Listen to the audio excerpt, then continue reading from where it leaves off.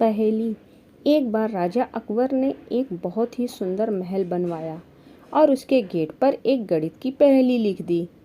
उन्होंने यह पूरे राज्य में ये ऐलान कराया कि राज्य का जो भी व्यक्ति महल के दरवाजे पर लिखी इस पहेली को हल कर दरवाजे को खोल देगा, उसे वह बहुत बड़ा इनाम देंगे। राजा का ऐलान सुनकर पूरे राज्य और अन्य राज्यों से भी ज्ञानी, विद्वान और गणितज्ञ इनाम पाने के लिए उस नए बने महल के पास आते और उस दरवाजे पर लिखी उस पहेली को जी जान से सुलझाने की कोशिश करते, लेकिन कोई भी उस पहेली को हल नहीं कर पाया। राजा ने इस पहेली को सुलझाने के लिए कुछ ही दिनों तक का समय दिया था।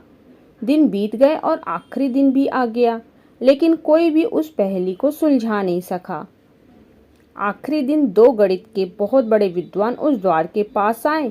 क्योंकि आखिरी दिन था, इसलिए राजा अकबर और उनके साथ में बीरबल भी यह देखने आए कि क्या यह दो विद्वान, जिनके बारे में उन्होंने काफी कुछ सुन रखा था, वो इस द्वार पर लिखी पहेली को सुलझाकर उस दरवाजे को खोल पाते हैं या नहीं। उन दोनों विद्वानों ने अपने साथ लाई ढेर सारी गणित की किताबें एक के बाद एक पलट डाली, लेकिन वे दोनों भी उस पहेली का किसी तरह से हल नहीं ढूंढ पाए। यह देखने के बाद राजा अकबर का चेहरा उदास हो गया। वह सोचने लगे कि क्या उनके राज्य में कोई भी इतना समझदार नहीं है कि एक छोटी सी गणित की पहेली को हल कर पाए। अकबर के पास में खड़े बीरबल ने उनके चेहरे से उनकी परिस्थिति भांप ली। जब राजा अकबर ने बीरबल की तरफ इस उम्मीद से देखा कि वह इस पहेली का हल सुलझा देगा, तो बीरबल ने सामने से राजा से कहा कि महाराज, अगर आप कहें तो मैं एक बार कोशिश करूं। अकबर ने बीरबल को तुरंत अनुमति दी। बीरबल उस दरवाजे के पास गया और धीरे से उस दरवाजे को धक्का दे दिया।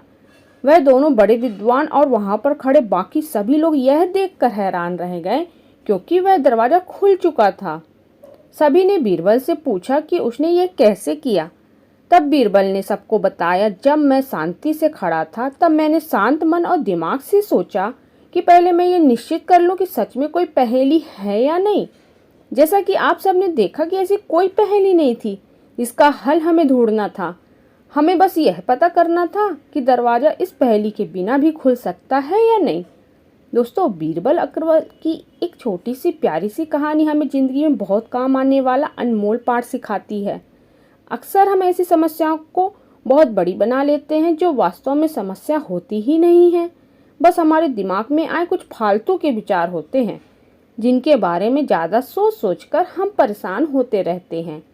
ऐसे में हमें सबसे पहले किसी भी समस्या को समस्या समझने से पहले जांच करना या यह निश्चित करना आवश्यक है कि वह समस्या है भी या नहीं। कहानी पसंद आए